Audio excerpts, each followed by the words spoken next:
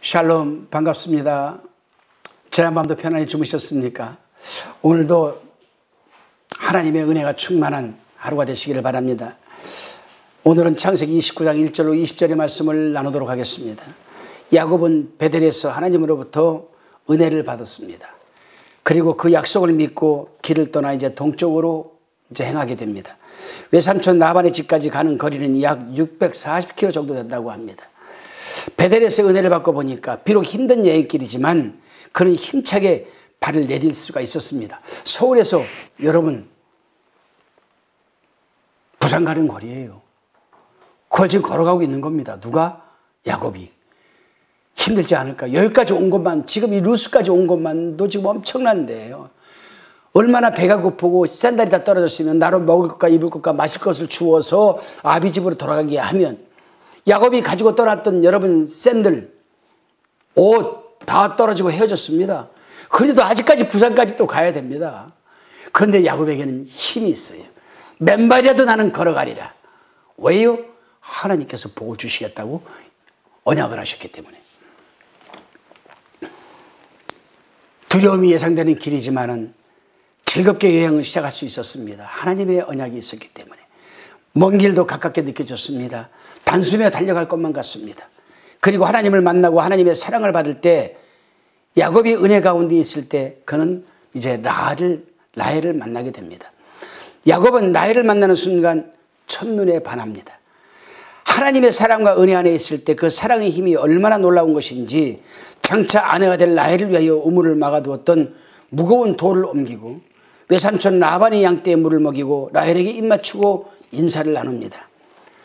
사랑하면 무거운 돌도 무겁게 느껴지지 않는가 봅니다. 또 무겁지 않습니다.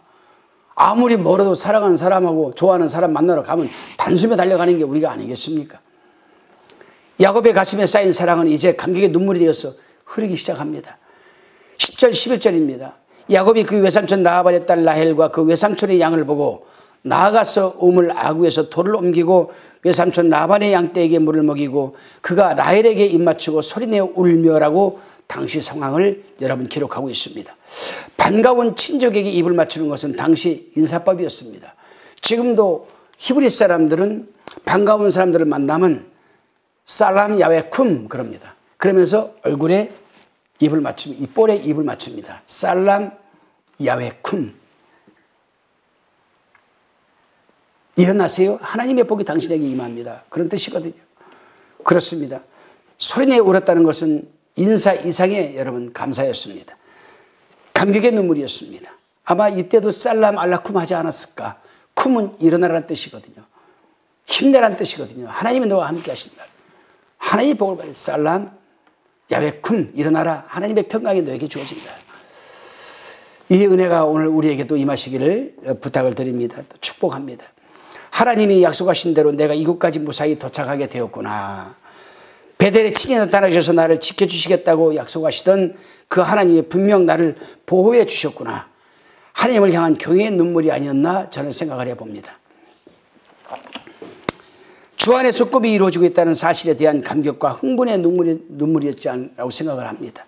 무엇을 먹고 마실까? 그런 것에는 이제 아무런 관심이 없습니다.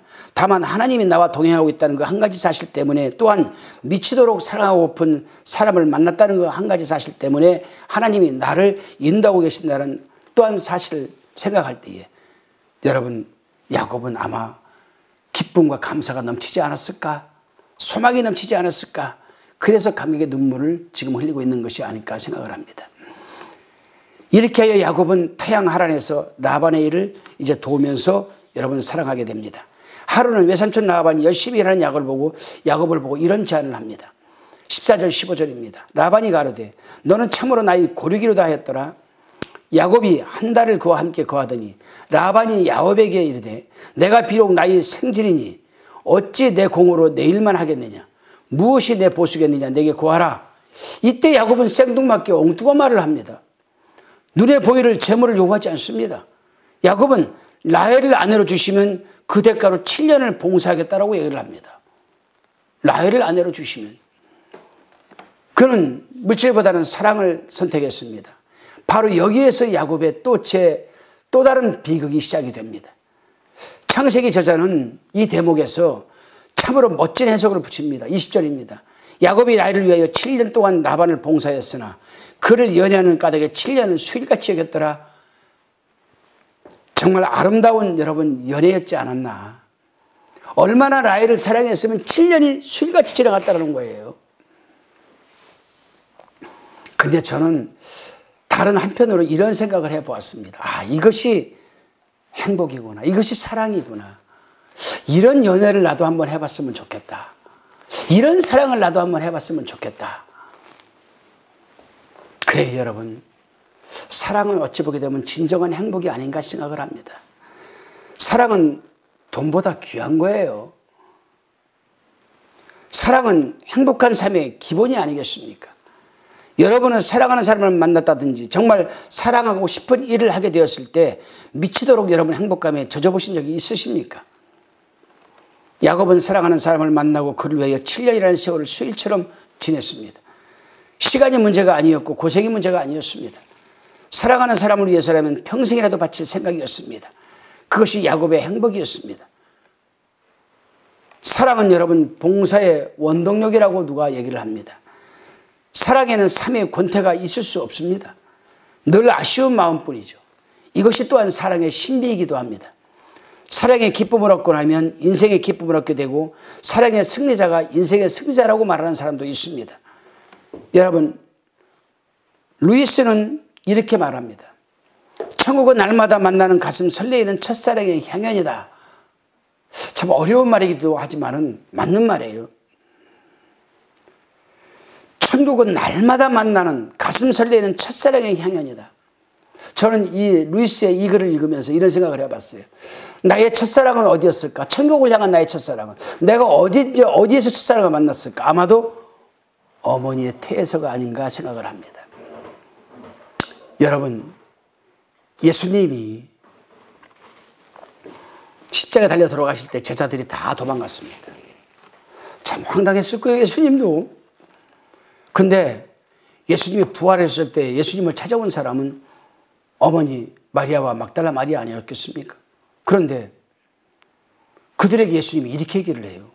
너희는 빨리 내 형제에게로 가서 갈릴리에서 나를 만나리라 하리라. 내가 그들보다 먼저 가겠다고 얘기를 합니다. 왜 예수님은 갈릴리에서 만나자고 했을까? 그것은 다름 아닌 베드로와 안드레, 세베대의 아들 야고보와 여러분 요한이 바로 그 갈릴리에서 예수님의 첫사랑을 만났잖아요. 나를 따라오너라. 내가 너희로 사람을 낚는 어부가 되리라. 천국에 여러분 이 첫사랑의 향연이 시작되는 곳이 갈릴리였습니다. 너희가 지금은 다 나를 버리고 떠났지만은 너희가 부활한 나를 만나고 나의 부활을 반찰 쫓아오려고 또한 부활의 열매를 너희가 맺으려면은 너희가 처음 나를 만났던 그 첫사랑의 향원으로 돌아가라는 거죠. 오늘도 마찬가지입니다. 우리가 신앙생활하면서 힘들고 어려워서 굉장히 신앙생활을 포기하고 싶을 때도 있고 때로는 세상에 의도적으로 고의적으로 아니 내 의지와는 상관이 없이 내 믿음이 세상에 동화되어 버리고 희석되어 버리고 방황할 때가 있습니다. 그럴 때 우리는 빨리 주님의 첫사랑을 주님의 부름을 받고 순종했던 그 갈릴리로 돌아가야 됩니다. 그럴 때 우리는 다시금 힘을 공급받을 수 있고 베드로가 문을 팍 차고 나와서 부형들아 들으라 너희가 십자가에 못 박은 그는 메시아니라고 그리스도라고 외칠 수 있는 힘이 생긴 줄로 믿으시기를 바랍니다. 그래요 여러분 우리가 천국에 갈 때는 몇 가지를 꼭 가지고 간다고 합니다. 훗날 천국에 가져가야 할 것이 무엇인가 꼭 기억하셨다가 잊지 말고 가져가시기를 바랍니다. 그것은 이 땅에 살아가는 가운데 하나님을 사랑했던 아름다운 경험들을 가지고 간다고 합니다. 이건 하늘에 분명히 기록되어 있다고 합니다. 이웃을 사랑했던 경험들이라고 합니다. 이건 마태복음 25장에서 하나님이 우측의 양과 왼쪽의 염소들을 놓고 하신 말씀을 기억해 보시기를 바랍니다. 하나님을 찬양했던 영광스러운 경험들을 가져가게 될 것이라고 합니다. 이 부분은 우리가 요한계시록을 읽다 보게 되면 바로 하나님의 보좌 앞에서 장로들과 24장로들과 수많은 성도들이 하나님 앞에서 거룩하게 찬양하는 모습을 기억하시기를 바랍니다. 하나님께서 우리에게 맡겨주신 가정과 이 교회와 이웃을 어떻게 섬기고 사랑했는가? 교회를 사랑하고 성도를 사랑했던 아름다운 기억들과 아름다운 경험들을 간직하고 우리는 가게 될 것입니다. 우리에게 주신 소중한 여러분, 이 성도들, 내 주변의 소중한 친구들, 그들과 어떤 우리는 사랑을 나누었는가? 그리스도 안에서 사랑을 나누었는가? 그리스도 밖에서 사랑을 나누었는가? 우리가 천국 갈 때 무엇을 가지고 갈 수가 있겠습니까? 분명 사랑의 아름다운 경험을 가지고 그리스도 안에 있었던 경험들과 열매를 가지고 하나님 앞에 서게 될 것입니다. 성경이 분명히 이것을 증거하고 있습니다. 그래서 사랑은 언제까지 떨어지지 않는다고 말씀합니다. 그리스도 안에서의 사랑, 신앙의 사랑, 신앙의 모든 형태가 다 사라진다 해도 사랑은 언제까지나 없어지거나 떨어지지 않을 것입니다. 바로 이 사랑을 가지고 예수 그리스도가 십자가에서 달려 돌아가지 않았겠습니까? 그 사랑 때문에 많은 것을 잃어버렸다 할지라도 그 사랑의 끈을 우리가 잃지 않았다면 우리는 승리한 삶을 살았다고 해도 과언이 아닐 것입니다. 그렇습니다. 나는 지금 그리스도 안에서 신앙적인 승리를 살고 있는가? 작년보다 올해 주를 향한 사랑이 한층 더 자랐는가? 교회와 가정과 이웃을 향한 사랑과 봉사와 헌신은 더 우리가 높아져 있는가? 한번 생각을 해보아야 할 때입니다. 왜냐하면 사람들은 언제나 상대적 평가를 갖고 살아가지만 하나님은 절대적 평가를 갖고 우리를 대하신다는 사실을 잊지 마시기를 또 부탁드리며 또 한날이 되시기를 바랍니다. 기도하시겠습니다. 주님, 우리에게 사랑할 수 있는 가족을 주시고 교회를 주시고 주 안에서 많은 형제 자매들을 허락하신 것을 감사합니다. 서로 사랑하게 하시고 사랑하며 살기에도 부족한 시간에 미움으로 인생을 채우지 않게 하시고 사랑으로 가득 채워 천국에 갈 때 그 흔적을 가지고 가게 하옵소서. 예수 그리스도의 이름으로 기도드리옵나이다. 아멘.